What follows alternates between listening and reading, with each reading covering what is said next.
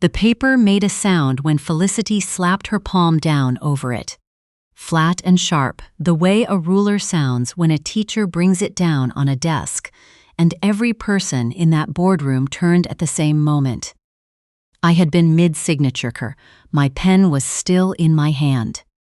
The downward stroke of a capital T trailed off the edge of the document where it had been pulled away from me, dragging a thin blue line across the mahogany surface of the table. Felicity Okafor was standing at the end of the boardroom, with her hand pressed flat over the paper, her chest moving too fast, her eyes on me with an expression I had never seen on any colleague's face in 15 years of working in finance. "Who told you to sign that?" Very quietly. "Who gave you authorization to use that name?" The room went still enough that I could hear the HVAC running in the floor above us. I looked at her hand on the paper, at the 2 inches of my signature still visible beneath the edge of her palm. Thea, K. And then I heard footsteps in the hallway. Unhurried, deliberate, the particular steps of someone who believes he owns the floor he walks on. I had known those footsteps for 11 years. The door at the far end of the boardroom swung open, and Douglas Kessler walked through it. None of this makes sense from that single moment. The full picture takes longer to draw, and it begins not in a downtown office tower, but in the kitchen of our house in Alboya, on a Tuesday night in January, when the temperature outside had dropped to -28, and I was sitting at the table at 11 o'clock at night, with a cup of tea gone cold in my hands, reading a severance letter from Meridian Energy Resources. I had been a senior financial analyst at Meridian for 12 years. 12 years of quarterly earnings models and capital expenditure forecasts, and the particular quiet satisfaction of catching an error in a spreadsheet that 3 other people had missed. I was good at what I did. The oil and gas sector in Calgary has never been gentle. The booms are real, and the busts are very, very real. And I had navigated 2 industry downturns and come out of both with my professional reputation intact. The 3rd downturn was different. Meridian restructured in January. 2 divisions were eliminated. Mine was one of them. 47 people walked out of that building in the same week, including me. I was 37 years old. My husband ran a successful commercial real estate advisory firm downtown. We owned a 4-bedroom house near Stanley Park, with a back deck that needed restaining every other summer and a kitchen Douglas had renovated 3 years ago. With granite countertops I had argued were too expensive, and eventually stopped arguing about. Our son Finn was in his 2nd year at the University of Alberta in Edmonton. Our daughter Isla was 17, finishing her last year at Chinook High School across the river. We were fine. Financially, we were more than fine. Douglas said all the right things when it happened. "Take some time. You've earned a break. Something better will come along." He brought home Thai food on my last Friday at Meridian, and we ate it on the couch, and it felt like a pause rather than a problem. That feeling lasted about 6 weeks. By March, I had applied for 11 positions. I had heard back from 3. 2 interviews, both of them in Calgary. Both of them ending in polite rejection emails that used phrases like a highly competitive applicant pool in ways that meant exactly the opposite. The market for senior financial analysts in Alberta's energy sector was not, at that moment, a market at all. It was a waiting room with too many chairs. I started noticing things around the house. Small things, initially. Douglas arriving home at 8, then 9, then 9:30 on a Wednesday. His phone, which had always sat face up on the kitchen counter in the evenings, now spent its time face down on whatever surface was nearest to him. He had always talked about work at dinner, the clients, the deals, the small frustrations, the wins. Suddenly he didn't. "Long day," he would say. "Boring commercial stuff, you don't want the details." but I had always wanted the details. That was the point of dinner. I told myself I was projecting. I had lost my routine, my professional identity, the structure around which I had built my daily sense of usefulness, and I was looking for something external to attach my anxiety to. I said this to myself in several different formations over the course of several weeks. Until a Wednesday evening in early March, when I came down the hallway toward the living room and heard Douglas on his phone, voice low, the door not quite fully closed. I caught one sentence before he heard my footsteps and went quiet. "She won't see the transfer until it's already registered." I stopped walking. I stood in the hallway with the word transfer, srev, sitting in the center of my chest like something dropped from a height. I was an accountant. The word did not land neutrally. It came attached to specific implications: accounts, assets, movements of money between entities, and the phrase "she won't see it" attached one more implication to all the others. She was me. I went into the kitchen and poured a glass of water, and stood at the sink looking out at the dark backyard, at the bare aspens along the back fence, and I thought, what transfer? 2 weeks later, I was on LinkedIn at 10 in the evening when I came across a contract listing.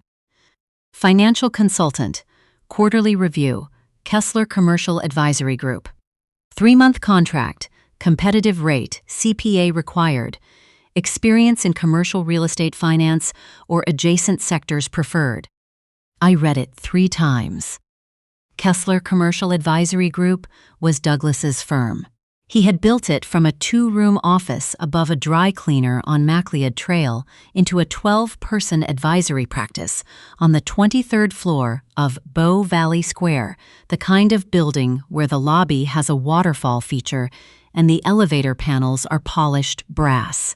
I knew the firm in the way a spouse knows a place.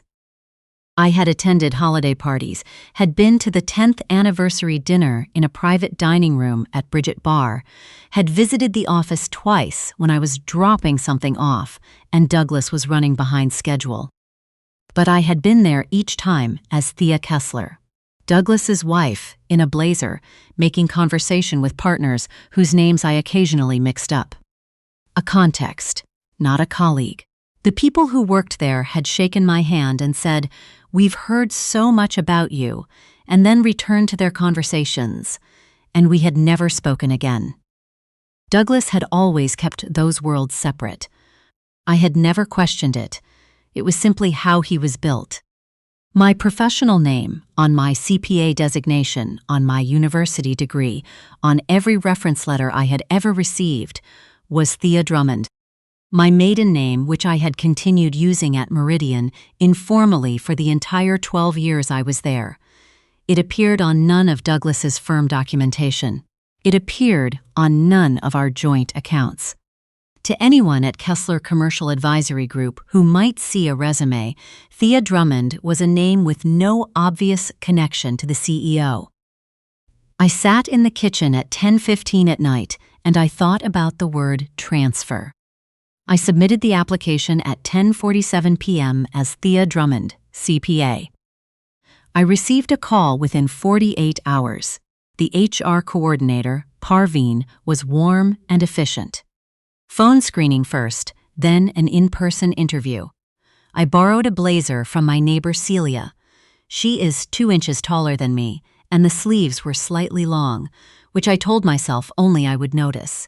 I wore the prescription glasses I normally kept in the car for driving, and I left my hair down, which I almost never do because I almost always have it pulled back at work. The interview was with the firm's operations director, a man named Griffith, who I had met exactly once, briefly, at the anniversary dinner 2 years ago, across a room, in a handshake that lasted perhaps 3 seconds. He did not recognize me. There was no reason he should have. I was a contract candidate named Thea Drummond, sitting across from him with a resume and a CPA designation and 12 years of energy sector financial analysis. I answered every question cleanly. I knew the firm's service model better than Griffith did. Douglas had explained it to me in various forms over 11 years of dinner conversation. But I was careful not to let that show.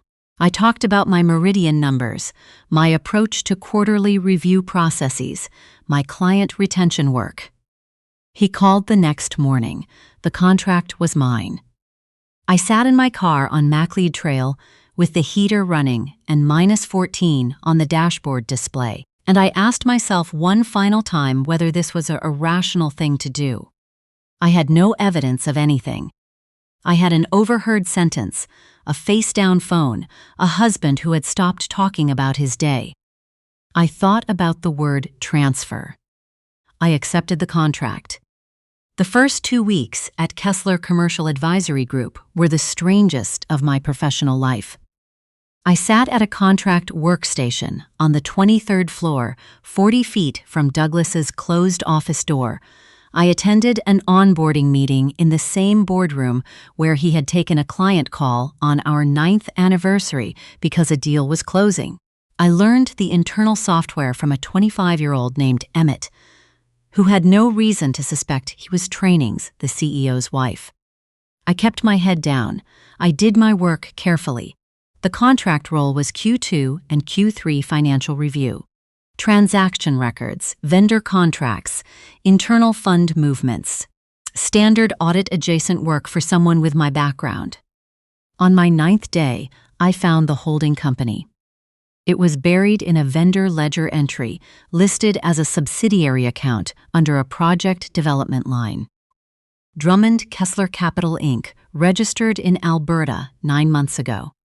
Drummond was my maiden name. I sat at that workstation for a long time without moving. The open-plan office carried on around me. Keyboards, low phone conversations, someone making a pot of coffee in the kitchen down the hall. I sat still and I read the entry again. The account had received 3 transfers from the firm's project development fund in the preceding 8 months. $42,000, $68,000, and a third transfer I could not fully trace because it ran through a separate account level I didn't have access to. But enough, and more than the amounts. My maiden name, used in a corporate registration I had never been asked about, never signed for, never heard of. I understood then that what Douglas had been afraid I would find had nothing to do with a relationship. It was paperwork. I kept that knowledge to myself for 6 more days. I kept reviewing Q3 projections. I attended a team meeting. I drank Tim Hortons coffee from the cart in the lobby because the office machine had been broken all week. I sat in the break room at lunch, and I watched. That was when I started watching Felicity closely. Felicity Okafor had joined the firms as business development partner 14 months ago. Douglas had mentioned it briefly the previous autumn. New BD hire. She comes from commercial finance. Good track record. In the distracted way, he mentioned things he didn't want me to follow up on. I had never met her. She was 35, polished, in the specific way that reads as effortless to people who don't know what effort looks like, and she moved through that office as though the space had been arranged around her. She knew Douglas's calendar before his assistant did. She drafted proposals in his voice. She intercepted his calls during meetings and managed them with a precision that exceeded anything I had seen in a professional relationship. I noticed how her eyes went to the elevator doors around the time he usually arrived in the mornings. I noticed the drop in her voice when she spoke to him in the hallway, the slight rotation of her body away from anyone passing nearby. I noticed the document she slid onto his desk one afternoon. I caught a corner of it as I walked past, and the way her hands stayed on it until he looked up and acknowledged her. I told myself I was here for the financial irregularities. I told myself I was a contract consultant running a quarterly review and that my observations had a professional limit. I maintained that limit until the morning I was alone in the boardroom at the end of the hall, completing the final Q3 review summary, and signed my name at the bottom of the document checklist from 12 years of professional reflex without thinking about it at all. Thea Kessler, CPA. Felicity came in 30 seconds later to collect the Q3 package. She picked up the checklist. She glanced at the signature line. She set it back down. She picked it up again. She looked at it for a long time. Then she looked at me. Thea Kessler. Not a question. The flat recitation of a name that doesn't compute while the calculation runs behind the eyes. That's me, I said. Douglas told me. She stopped. He told me his wife had already retained a lawyer, that the separation was in progress. She paused. He showed me the agreement. I felt the room shift, the way a floor shifts in the moment before you understand it is moving. There is no separation agreement, I said. I have not retained a lawyer. I have been married to Douglas Kessler for 11 years, and there are no proceedings of any kind. I kept my voice level. What exactly did he show you? The color left her face in a slow, continuous movement, the way water leaves a glass set on its side. She said, "He showed me," and then the door at the far end of the boardroom opened, and Douglas walked in, and all three of us understood in the same instant that everything had just become impossible to contain. He saw Felicity first, then he saw me, then he saw the checklist in her hand. His face moved through 4 distinct expressions in approximately 2 seconds, and I recognized the last one because I had been watching it appear in pieces for 3 months. The fear of a man who has been running 2 separate narratives in parallel and has just watched them walk into the same room. "Thea," he said. Felicity's head turned. Her earring caught the overhead light. I set my pen down on the table. I think, I said, we need to talk about Drummond Kessler Capital. Felicity left the boardroom without being asked. She walked out with the measured composure of someone managing a significant amount of shock. And she pulled the door closed behind her without slamming it, which I registered with a kind of distant respect. Douglas sat down in a boardroom chair as though the structure had gone out of him. I did not sit. I stood at the end of the table and I asked him about the holding company. He was quiet for a long time. Then he told me. 14 months. That was the answer to the question I had not yet put into words. Finn had still been home for the first 2 of those months. Douglas had sat across from our son at the kitchen table, knowing. Drummond Kessler Capital had been incorporated using my maiden name without my knowledge. He said he had intended it as a financial structure to consolidate certain development assets, that he had planned to have me review the documents once the entity was properly organized. He said it with the same controlled delivery I had watched him use in 100 client presentations. Calm, reasonable, framed for palatability. I had spent 11 years watching him present. I knew when the explanation was the real one and when it was scaffolding around the real one. "What did you show Felicity?" I said. A longer silence this time. He had drafted a separation agreement, his own copy, his own version, with my name as a party to the document. Never filed, never executed, never reviewed by a lawyer. He had let her read it, not given it to her directly, simply made it available for her to read, and he had allowed her to believe it was a real, proceeding document. He had also listed me as a director on the Drummond Kessler Capital Incorporation without obtaining my signature. I called my sister Bridget from the building's parking garage at 4 o'clock that afternoon. The dashboard showed -9. I left the engine running. Bridget is a corporate lawyer in Edmonton. She has answered her phone every time I have called her for 34 years. She listened to everything without interrupting, in the particular focused silence that means she is already identifying the problem. When I finished, she said, The incorporation documents. If your name appears as a director on a company you never executed paperwork for, that is a fraudulent registration issue. And the separation agreement, even if it was never filed, allowing another person to rely on it as if it were a genuine proceeding, allowing them to make decisions based on it. That is absolutely something you need a lawyer to see today. She gave me the name of a family law attorney in Calgary. Constance Huang, someone Bridget described as exceptionally good at locating financial structures that had been designed under the assumption that a wife was not paying close attention. Constance answered her phone directly. It was after 5. I had expected voicemail. She listened for 25 minutes without interrupting, which told me immediately she was the right person. "Do not move any accounts," she said when I finished. "Do not transfer anything. Do not give him any indication of what you intend. Get me copies of everything you have legitimate access to through your contract role. I will look at the terms of your engagement first thing tomorrow. But from what you've described, your being on that contract may actually work in your favor." "He doesn't know I'm there," I said. "I know," she said. "That's what I mean." Douglas came home at 9:30. I had turned on every light in the house, deliberately, intentionally, because I wanted him to walk in from the February cold and find no shadows anywhere, no half-lit rooms, no softness to hide inside. He stopped in the front hall for a moment.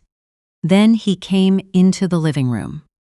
I was sitting in the armchair. I had been sitting there for 2 hours. No tea, no open book, no pretense of ordinary evening. I had simply waited. He sat on the couch across from me. He set his keys on the coffee table. He looked at me with the expression of a man who has calculated all his options and found that none of them remain. "How many payments have already moved through that account?" I said. He looked at his hands.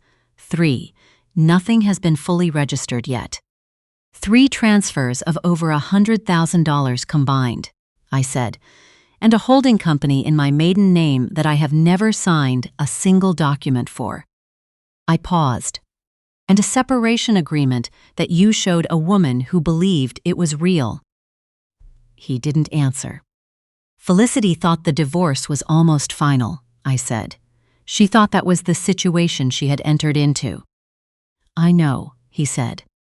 "Then you also know that what you showed her was not a draft. It was a representation. And people made decisions based on it." He ran a hand over his face and sat for a long time, saying nothing.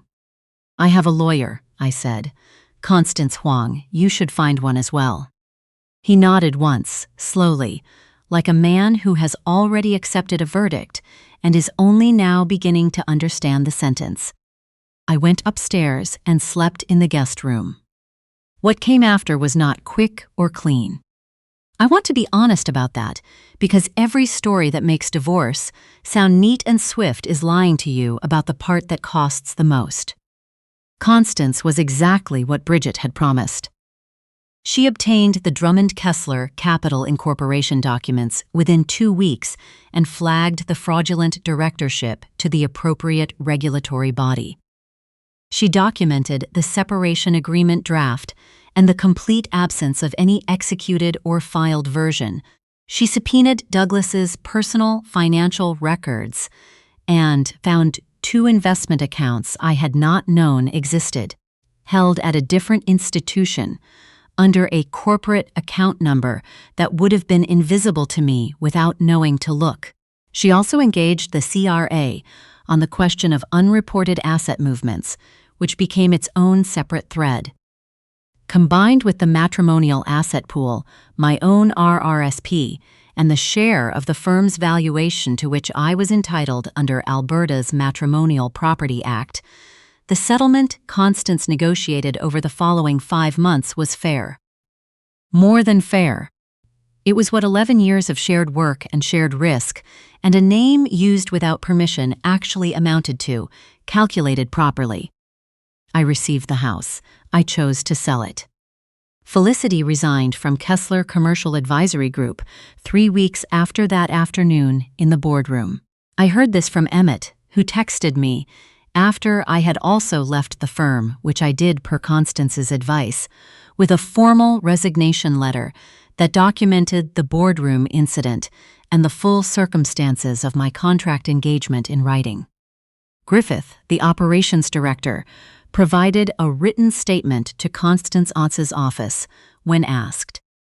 He described what he had seen in the hallway and through the partially open boardroom door, with the specific, almost reluctant precision of someone who cannot quite believe they witnessed what they witnessed. Parveen from HR also provided a statement, noting what she had observed. I did not pursue any personal action against Felicity. She had been lied to as thoroughly as I had by the same person, using the same method. Documents presented as real that were not, stories managed carefully enough to seem true. I had taken from her the thing she believed she had been building. That was sufficient. Finn called from Edmonton on a Sunday afternoon in late spring. He was quiet for a long time on the phone. The particular quiet of someone processing something too large to respond to quickly, and then he said, "Mom, are you actually going to be okay?" I told him the truth, which was yes, eventually, and I meant it when I said it. Isla sat with me in the kitchen for 3 hours the Saturday, I told her. She made hot chocolate from the tin in the back of the pantry, the kind with the small marshmallows that she had asked for every winter when she was small, and she sat across from me at the table and held her mug and looked at me steadily. At the end of 3 hours, she said, "So what happens now?" "Now," I said, "I figure it out." She nodded like that was a reasonable answer. She is her grandmother's granddaughter in that way. I moved to a condo in Kensington in November. Second floor, bay window overlooking 10th Street, which in the mornings has the quality of light that Calgary gets on clear winter days. Sharp and thin and surprisingly bright. I got a new position as a financial controller at a healthcare services company downtown. The salary is better than Meridian was. The walk to the office is 20 minutes on the mornings when the temperature allows, which in Calgary is genuinely a conditional statement, but more often than you'd expect. My coworkers know me as Thea Drummond. It has not come up that I was ever anything else, and I haven't felt the need to mention it. Bridget drove down from Edmonton to help me move in. We carried boxes up 2 flights in the November cold, and when we were done, we sat on the floor of the empty living room with takeout containers from the Vietnamese place around the corner and a bottle of Okanagan Red she had brought because she said the occasion called for it. She looked at me over the rim of her mug. Neither of us had unpacked the glasses yet, and said, "You look like yourself." "I look exhausted," I said. "No," she said, "like yourself." I have thought about that a fair amount since she drove back north. What it means to look like yourself after 11 years of being half of something else. I don't think it means what people expect it to. It doesn't mean I'm glad it happened. It doesn't mean I think the marriage was a waste of 11 years. Finn and Isla exist because of that marriage. Hundreds of ordinary evenings, some of them genuinely good, some of them beautiful in the way that ordinary evenings can be, exist because of it. I am not going to pretend otherwise just to make the story tidier. But here is what I know now, standing at my bay window in Kensington on a cold morning with a cup of coffee I made in a kitchen that is entirely mine. I spent 12 years being professionally excellent at finding the number that didn't behave the way it should, at hearing the wrong note before I could name it, at noticing the ledger entry that everyone else had scrolled past, and then I came home every evening and turned that off, completely, deliberately off, because I had decided that was what trust looked like. I confused trust with the suspension of attention, I confused loving someone with agreeing not to see them clearly. Those are not the same thing. I know that now. Seeing someone clearly is not a hostile act.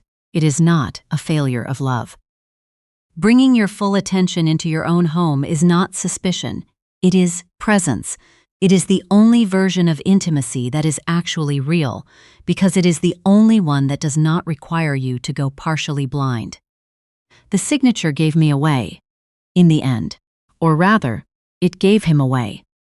12 years of professional reflex, writing my own name at the bottom of a document, because that is simply what I do, is what finally cracked the surface open and let everything through. I found the wrong note. I didn't put it back. And some mornings, standing at the window, watching 10th Street come to life in the winter light, I think that is exactly how it was always going to go. Because I was always, eventually, going to look.